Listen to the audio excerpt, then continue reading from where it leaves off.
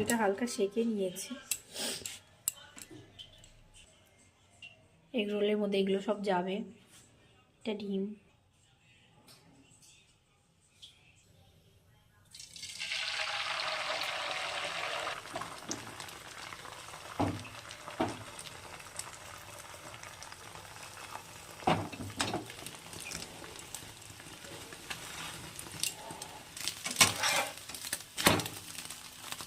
অল্প একটু আলু ভাজা দিয়ে, এর মধ্যে অল্প একটু মটর ডাল লম্বা লম্বি করে দিয়ে একটু বেগুন ভাজা, জিতে চাট মশলা দেওয়া রয়েছে, পেঁয়াজ দিয়ে দিলাম, একটু টমেটো, একটু গাজর, একটু গোলমরিচ।